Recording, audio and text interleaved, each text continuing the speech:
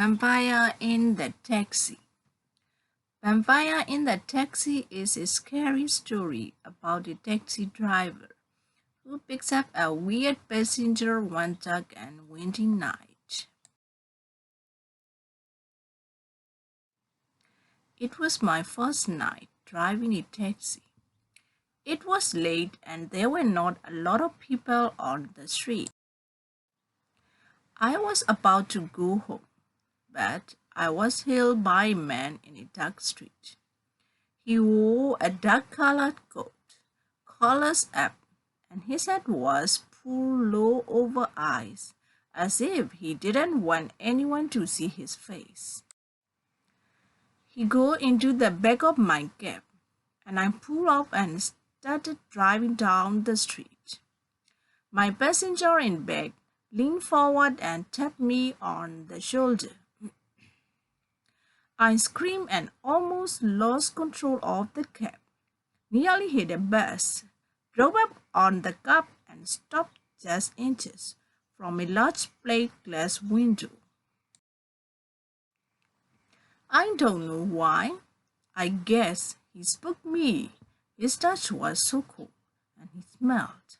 He smelled real bad, like something decaying, like a dead animal. For a few minutes, everything was silent in the cab. Then, still shaking, I said, "I'm sorry, but you scared the daylights out of me." I stared at him in the rear-view mirror. His head was a silhouette against the back window. I couldn't see his eyes, just a black shadowy shape where his face should be. My passenger apologized, saying that he didn't realize a tap on the shoulder could be so scary. "No, no," I said. "It's all my fault. This is my first day driving a taxi. For the last 25 years, I've driven a hearse. Where was it you wanted to go?"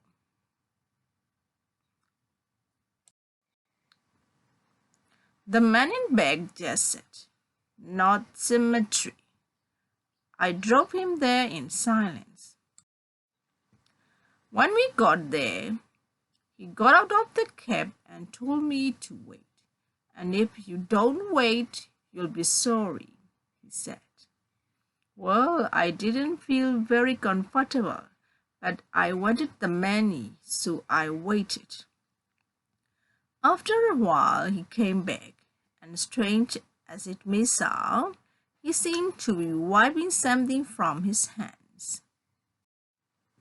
As he slouched down in the shadows of my back seat, the man just said, "South Cemetery." So we drove, and when we got there, the same thing happened again. He told me to wait for me. I was feeling more and more uncomfortable, but I waited. I wondered what he could be doing in the cemetery so late at night. What business could he have there? He returned to the car, brushing something from his clothes. I didn't ask him any questions. He returned to the darkness of the back seat and seemed to be wiping something from his mouth.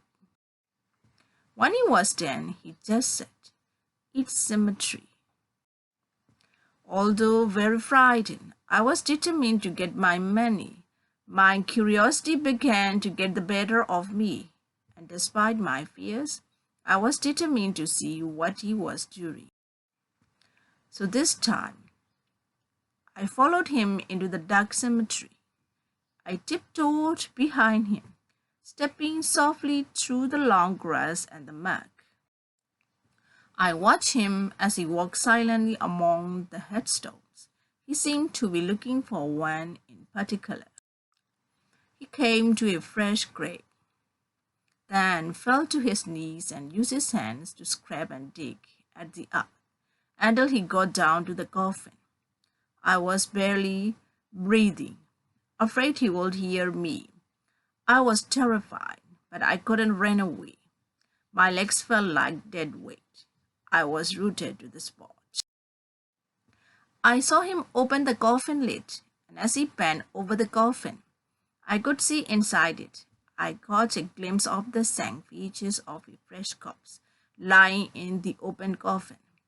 I was so terrified, I couldn't move in darkness. Then the man stood up. Perhaps he heard my breathing. Maybe he heard the gravel crunch underneath my shoes. He came straight towards me, quickly, almost running. It was as he was gliding fast and silent over the grass. In seconds, he was upon me, grasping my shirt and pulling my face close to his. I smelled his terrible decaying breath. I saw something dark and sticky dribbling from his mouth. I managed to stutter. Are you a vampire? Yes. He screamed as he sank his fangs into my neck.